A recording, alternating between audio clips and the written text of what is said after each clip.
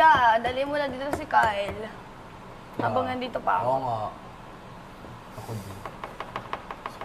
Ito, kay Lecharing. Kay Lecharing. Sabi ko. So, feeling mo gumagawa ng kwento? Pwedeng gumagawa ng kwento or pwedeng nagkakampihan pero naglalaglagan when things are getting serious.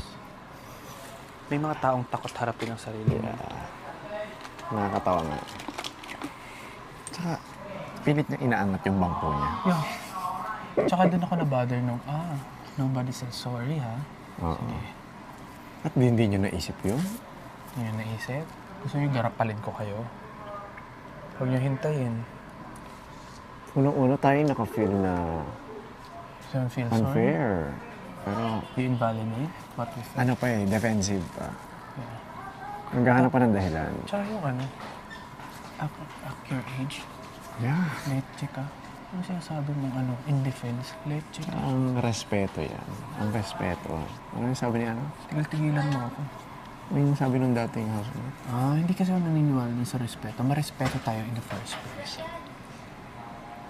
Pero, di ba, yung moment na pagdating sa ganun, kung kayo yung nakasakit, kayo you feel like leche ka. Nung sinabi mo na-offend ka, nag-sorry ako sa'yo.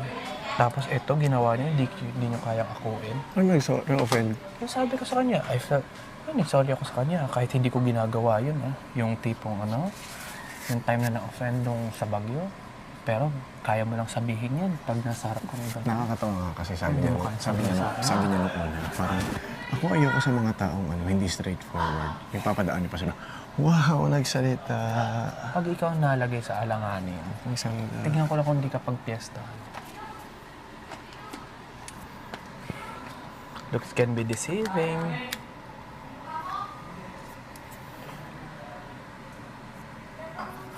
Exciting to, especially we will still be here. Nakita nila yung vulnerable side ko, yung soft side ko. Hindi pa yung Pero ngayon, hindi pa nila nakikita yung kung paano ako. ako, nakita lang nila yung walls. Yung kung paano ako pag Nag-iisip. talaga nafe-feel kong kailangan kong protektahan yung sarili. You also protect me because I'm also protecting you. Yeah. Kailangan natin protektahan ko. In-insist. Hindi. Hindi pa nila nakikita yung ugali natin. Naalala ko kasi dati, di ba, yung mga experiences ko. Na once na feeling ko kailangan kong protektahan yung sarili. Yeah. Pinansasantabi ko muna yung soft side.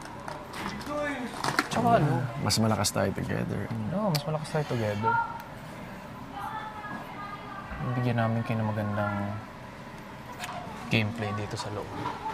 Tsaka yung sa lahat yung alam mo yung sinasabi ko sa'yo na babalikan mo pa ba yung ugali mong na-outgrow mo na? Kasi I know myself, hindi na ako Pwede kupal. mo siyang, I think hindi na siya kailangan balikan. Oo. Siguro, Pero, mas careful kasi ako ngayon. paano ba? Ang hirap i-explain.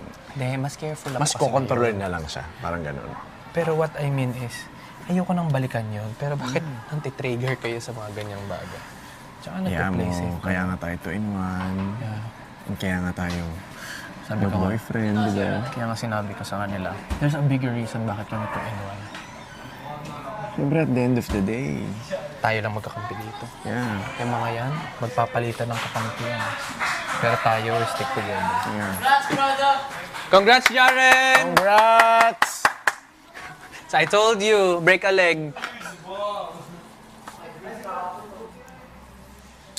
Kahit anong mangyari, kahit anong struggles, pipiliin natin ang isa't Tandaan isa. natin maigi.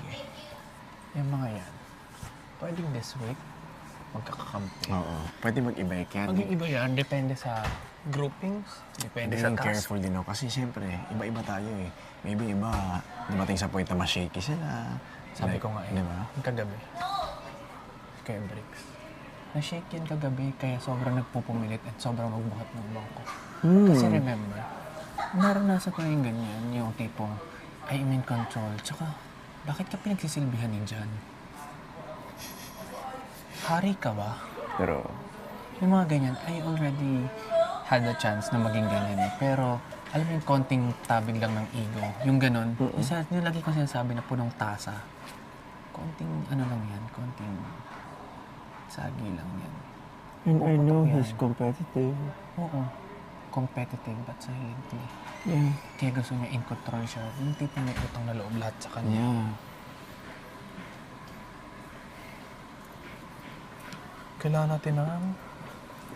Hindi na tayo magsa-sunscreen kasi walang Hindi sun. na, totoo naman. Dylan, di ka pa rin tinatawag ni Kuya. Kaya nga eh. Baka alam niya na yung mangyayari. Uy. No, you'll stay. You'll also stay. Wala naman ang problema kung ano man mangyari. Ganun talaga ang buhay. I believe in you. Naniniwala rin kami Naniwala ko sa inyo, guys. Thank you. Kaya dapat ano lang talaga tayo. Low-key lang tayo. No. Pero ito, Ilagay man nila tayo sa posisyon na ganito. No, hanggang... mararamdaman nila yan in the next coming weeks. Di ba nga, the more na binababa, the more na umaangat. Ang sino mang palaging ibinababa ay itinataas ng Panginoon. Na-experience mo yan. Yeah. Na-experience ko din yan. Yeah. Yung pilit pinababa. Yung maraming sinasabi. Oo. Sige. Pagpiestahan nyo kami. Try nyo kami pagtulungan. Hindi nyo pa kami nakikita together. Actually, sir, yun yung first time natin magsalita eh. Na magkasama, ng sabay. Na Kaya hindi nga, happy-happy, we're serious. I feel safe din kasi, alam mo yun, nagsasaluhan tayong dalawa. And thankful din ako sa'yo, syempre. Yun yung good tactic natin kagabi. Yeah.